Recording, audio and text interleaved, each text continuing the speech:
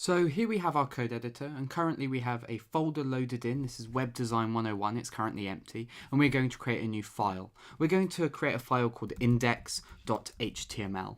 It doesn't really matter what the name of the file is, but it should have the .html extension, so we'll hit enter, and this will open up the new empty file for us.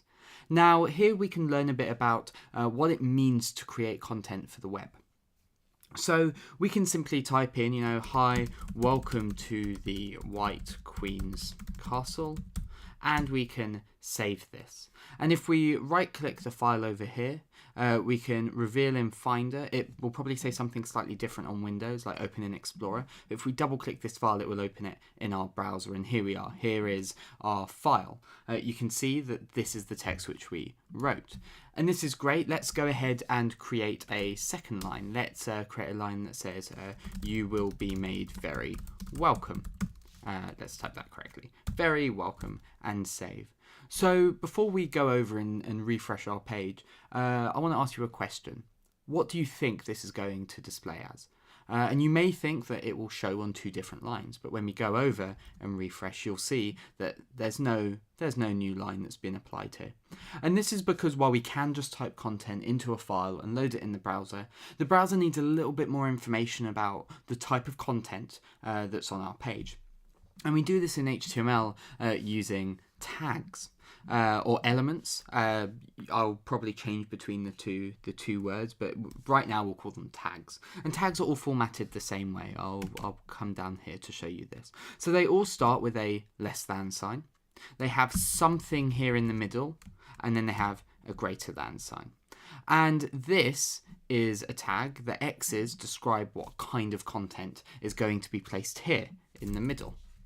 You'll also notice here that there is a closing tag. Now, it looks exactly the same as the opening tag, but it has this little forward slash just here after the less than sign.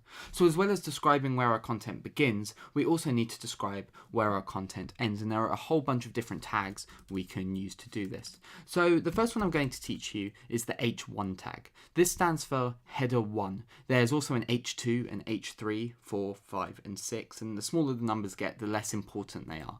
But if I copy this line, or cut this line, hi, welcome to the White Queen's Castle, and I pop it in here and refresh and save it and go over and refresh, you'll notice that this is now big and bold. Let's put this one here inside of an H2 tag so you can kind of see the difference between those, and we'll refresh there. And you'll notice they're both bold, they're both larger than what we started with, but the H2 is very slightly smaller, and there's a little bit of space in between them that wasn't there before. So this is a little bit about HTML tags. Let's do one more. Let's do a P tag, and this just stands for standard paragraph text. So let's type something like, did the white rabbit bring you?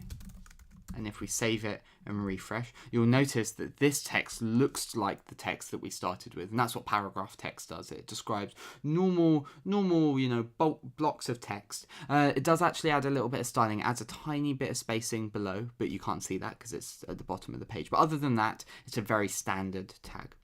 Let's quickly explore what happens if we leave off these closing tags here. So let's get rid of those, save, and refresh over here. And you'll notice that this bottom one here that was a paragraph and has this opening paragraph tag here also looks like the line above it. In fact, let's experiment a bit more with this. Let's remove this opening H2 and refresh.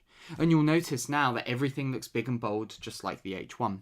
And that's because, as far as the browser's concerned, the H1 has begun and it continues. And even though there's this paragraph tag here, the H1 still continues because we haven't closed it. So be very careful when you're writing tags.